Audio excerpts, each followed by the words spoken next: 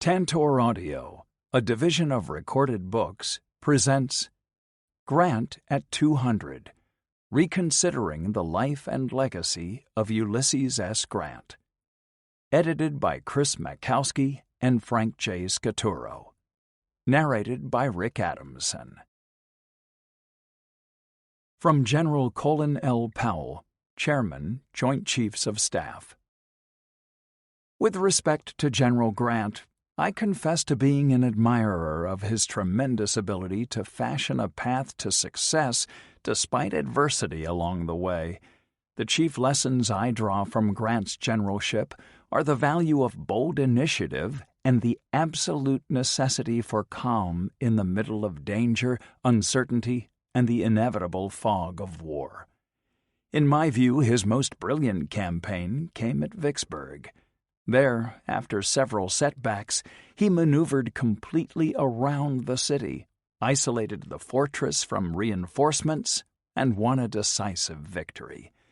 Throughout that campaign and the Virginia campaign of 1864-65, his unflappable leadership steadied the Union Army and turned tactical setbacks into operational triumphs. From a June 28, 1991 letter to Frank Scaturo.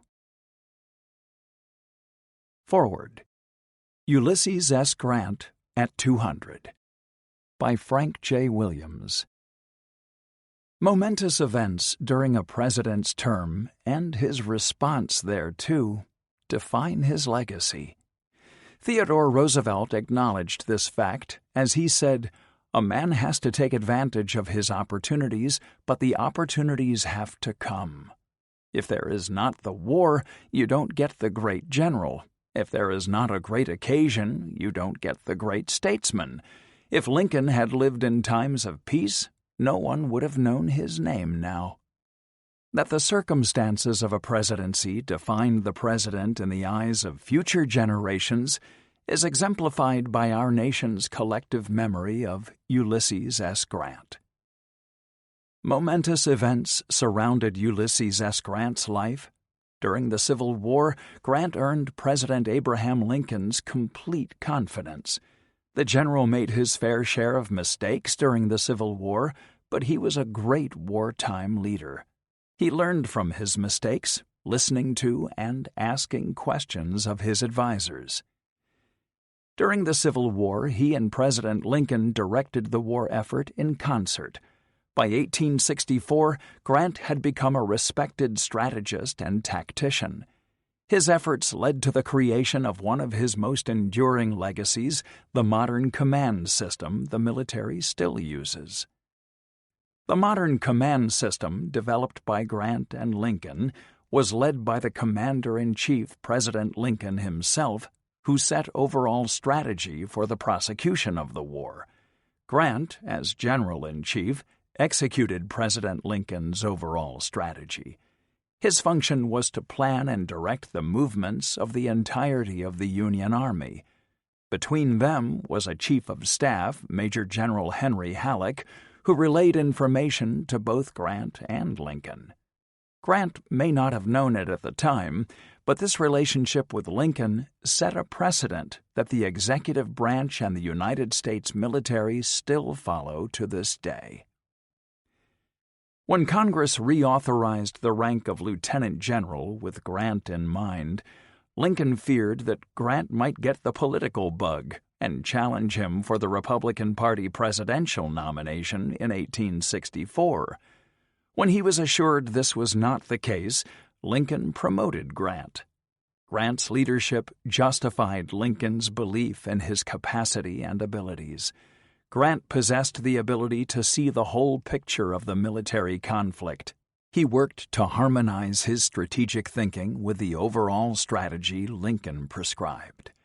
Grant directed the Union to confront Confederate armies from all sides, attempting to punish those armies, not Confederate cities, with strong and decisive coordinated attacks.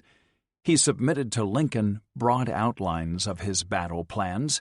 Lincoln trusted Grant's analysis and approved the plans without seeking details. Although Grant's achievements during the Civil War may not be considered as part of his presidential legacy, those momentous events shaped Grant and the nation as a whole. The military model he spawned is a brilliant illustration of simplicity. Military leaders to this day continue to study that system and his leadership that ended the Civil War. Little more than 3 years after the Civil War, the Republican Party nominated Grant as its candidate for president. Grant reluctantly accepted the nomination, writing to William T. Sherman on June 21, 1868, that it is a position I would not occupy for any mere personal consideration, but from the nature of the contest since the close of active hostilities, I have been forced into it in spite of myself. Grant's reluctance to become president did not render him an ineffective national leader. In fact, as recently as 2021, C-SPAN's Presidential Historians Survey rated Grant number 20 out of the 44 U.S. presidents who had served, excluding the incumbent. He ranked highest under the poll's Pursued Equal Justice for All category as the 6th highest, while his administrative skills were ranked at number 36. Yet to this day, Grant's presidency seems to be overshadowed by the surrounding events of his life. With the rise of the media relations profession and the 24-hour news cycle in the late 20th and early 21st centuries, not to mention the omnipresence of the Internet, public figures, from politicians to athletes, CEOs to celebrities, are shaped and preened by professionals in the hopes of capturing the nation's attention in a positive manner. For celebrities, the electorate appears to tolerate misrepresentations by the press for the sake of human interest. However, coverage of the government demands rigorous honesty, sometimes lost amid the turmoil in current political news coverage. This news is consumed by a ravenous public, always hoping for more information, from newspaper articles to social media. 19th century Americans were as hungry for information about prominent individuals as we are today. However, sources of that information were less widely or quickly available. Grant was one of those prominent individuals. By the end of the Civil War, Americans knew him and most considered him a hero who helped to save the Union.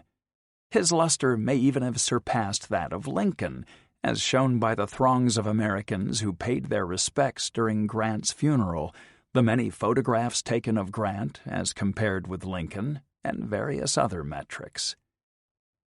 After being elected president, Grant planned his time in office with self-confidence and independence.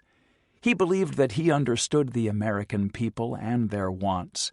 Republican members of Congress, having been victorious over Grant's predecessor, President Andrew Johnson, had no intention of yielding to President Grant their legislative agenda, prerogatives, and supplies of patronage opportunities. However, when Grant took office, he was determined to enforce civil rights legislation, reform Indian policy, and maintain a transparent government. He was met with obstacles and criticism for this agenda, not only from Democrats, but also from members of his own party. President Grant maintained a stoic silence when criticized. He thought that answering these criticisms would simply lead to more. He opted to leave approval of his performance to the people. But even before Grant's second term, scandals from his administration began to unfold in the press. None involved Grant directly, nor his honesty or integrity, yet each scandal diminished Grant's administration in the American people's eyes. However, individual Americans continued to embrace Grant and his leadership. He was also challenged, as any president would have been, by the Panic of 1873, which forced Grant to confront an economic crisis for which he had little experience and fewer solutions. Many have written about General Grant, ending their narratives at Appomattox, seemingly wishing he had accepted President Lincoln's invitation to the theater.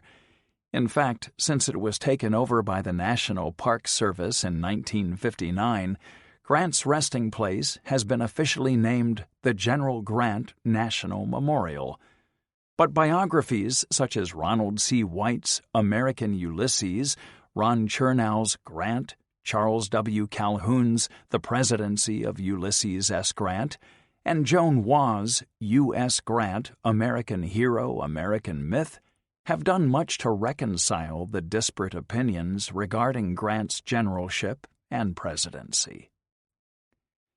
Until recently, colleges and universities with American history survey courses seemed almost uniformly to end the first semester with the close of the Civil War. This meant that college students learned of Grant's skill and success as a general in the fall semester and returned after winter break to study Grant's supposedly inept presidency. But as American history has itself continued to grow, more American history courses are divided at 1877 or later. Nevertheless, American college students are introduced to two different and at odds Grants. These differing portraits of General Grant and President Grant may lead to an inability to understand Ulysses S. Grant as a complex but consequential president. These misunderstandings show a broader misunderstanding of the crucial period of American history that many have to this day. Yet today we must strive to understand him as one individual who helped shape the nation we live in today, just as the essays in this book accomplish. Frank J. Williams, President, Ulysses S. Grant Presidential Library and Association. Presidential Messages. In honor of Ulysses S. Grant's 200th birthday, all 6 living U.S. presidents issued commemorative messages, shared here courtesy of the Grant Monument Association. The original documents are at Grant's tomb in New York City. The president's messages, in the order in which each chief executive served: Jimmy Carter, William Jefferson Clinton, George W. Bush, Barack Obama, Donald J. Trump, Joseph Biden. In 1866, after receiving a promotion to full general and a 4th star, Ulysses S. Grant became the highest-ranking soldier in American history up to that point, surpassing even George Washington. The highest-ranking soldier of our own time, General Mark A. Milley, chairman of the Joint Chiefs of Staff, has also shared a message with us in honor of Grant's bicentennial. Introduction. The Myth of Grant's Silence by Chris Mackowski. On May 4, 1864, Ulysses S. Grant led federal forces across the Rapidan River in central Virginia in an attempt to bring Robert E. Lee's Army of Northern Virginia to heel once and for all.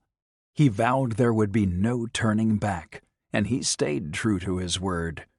On May 5th, the two armies clashed in the wilderness, but rather than withdraw when a decisive tactical victory seemed unlikely, Grant maneuvered around Lee's position.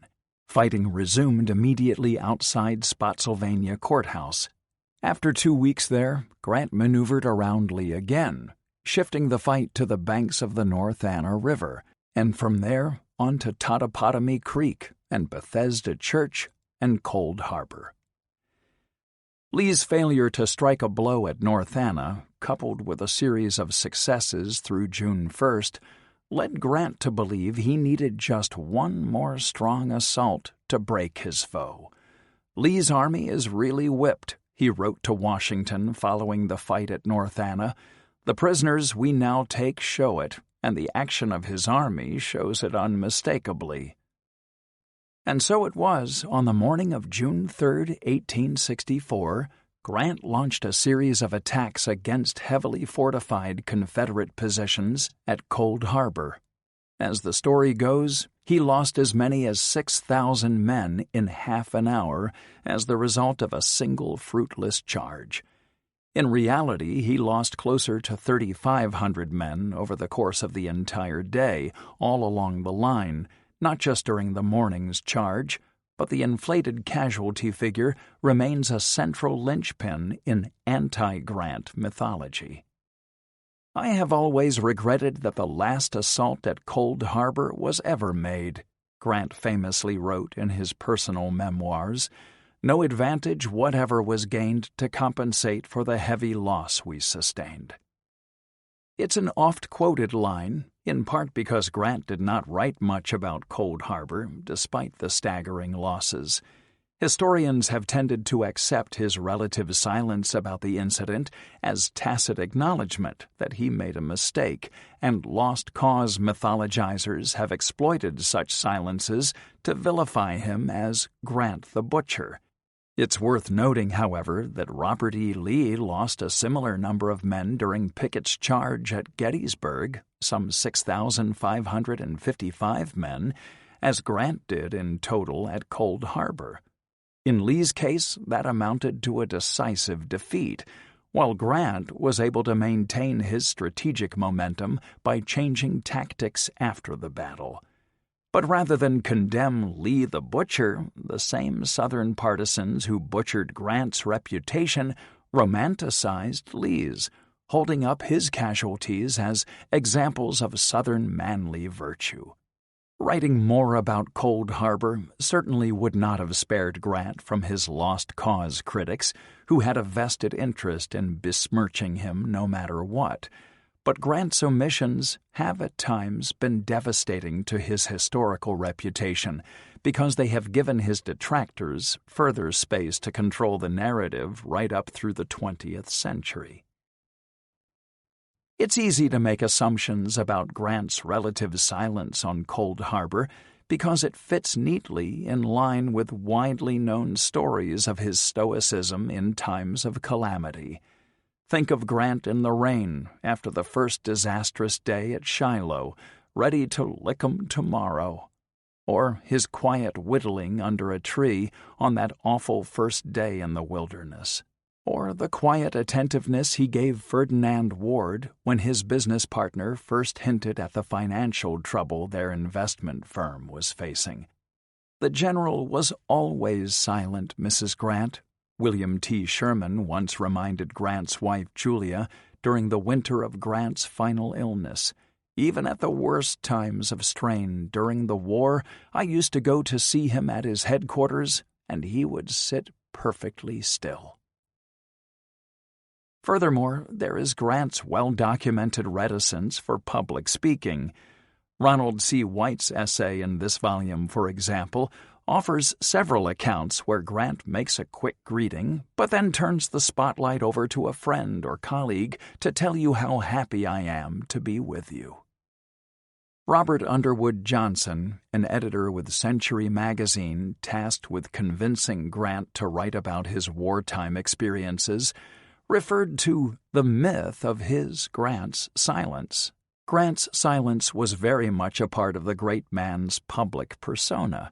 But as Johnson found out when he met Grant for the first time in June 1884, the impressions I had of his personality and character had been at second hand, and were, as it proved, for the most part erroneous.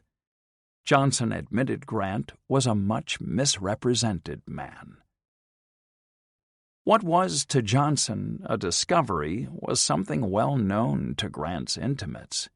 "We considered him more than commonly talkative," said Brigadier General William Hillier, once a member of Grant's wartime staff, speaking to a newspaper reporter around the time of Grant's inauguration as president. "So he is now. He won't talk for effect, nor before strangers freely. This reticence of Grant, so much talked of, is partly discrimination and partly the form of an old bashfulness he had when a boy. Anybody whom he knows can hear him speak at any time." Johnson's diligent work with Grant would earn him this privilege. It fell to Johnson to mentor Grant in what the editor described as the untried field of authorship, a series of battle articles for Century that would eventually lead to the Memoirs. Grant first tried and struggled with an account of the Battle of Shiloh. It was dry, Johnson privately noted, and suffered from the blight of the deadly official report. As Johnson later explained, the general, of course, did not realize the requirements of a popular publication on the war, and it was for me to help him turn this new disaster of Shiloh into a signal success. His follow-up discussion with Grant proved especially illuminating. General Grant, instead of being a silent man, was positively loquacious. Johnson marveled he spoke rapidly and long, and in the frankest manner.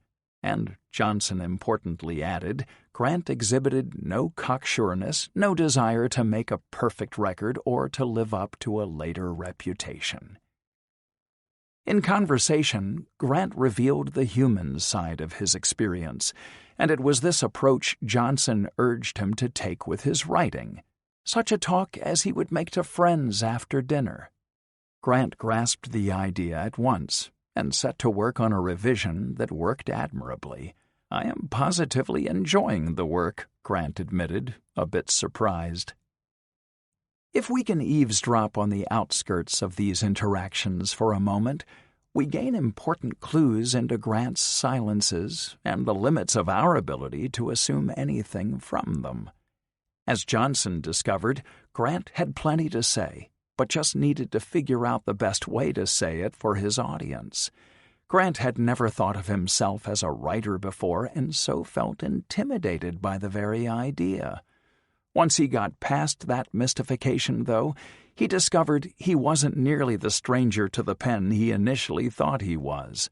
"I have been very much employed in writing," he one day wrote to former staff officer Adam Badeau. "As a soldier, I wrote my own orders, directions, and reports. They were not edited nor assistance rendered. As president, I wrote every official document, I believe, bearing my name. All these have been published and widely circulated. The public has become accustomed to them and know my style of writing. They know that it is not even an attempt to imitate either a literary or classical style, and that it is just what it is, pure and simple and nothing else. If I succeed in telling my story so that others can see as I do what I attempt to show, I will be satisfied. The reader must also be satisfied, for he knew from the beginning just what to expect." By the time Grant got around to writing about the Overland Campaign in his memoirs, he was in his last weeks of life. Fighting excruciating pain from throat cancer, not to mention the mind-addling effects of painkillers and exhaustion, his attempt to finish the second volume of his memoirs represents a Herculean effort. All three of his sons were aiding him by that point, as well as stenographer Noble Dawson. "If I could have 2 weeks of strength, I could improve it very much," he wrote to his publisher, Mark Twain, around June 30th, 1885. "As I am, however, it will have to go about as it is, with verifications and corrections by the boys, and by suggestions which will enable me to make a point clear here and there." As it would happen, Grant would get 3 weeks, not 2. He would die on July 23, 1885. The clock was ticking. Grant was satisfied with most of what he had written concerning the last year of the war. "It seemed to me that I got the campaign about Petersburg and the move to Appomattox pretty good on the last attempt," he told his son Fred, who worked as his primary editorial assistant. Grant was also pleased with the Wilderness. He was less pleased, though, with the rest of the Overland Campaign.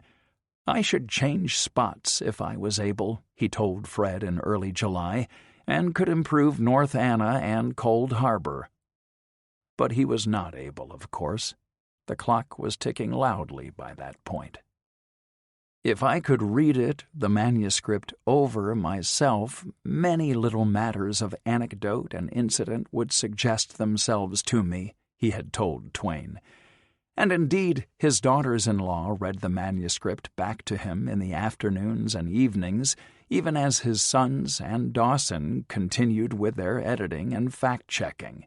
"Tell Mr. Dawson to punctuate," he added. Grant was generally unable to speak by this point because his throat cancer had ravaged his voice and sapped his strength so badly. He held conversations and passed out instructions by writing on slips of paper. His scrawlings show a dozen aspects of the book, all competing for his attention. We will consider whether or not to leave out the appendix. Is that entitled Preface or Introduction? What are you engaged at now? Does what I have written fit the case? Are you reviewing or copying? I think I am a little mixed in my statement.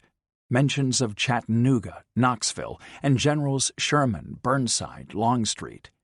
Have I left out many points?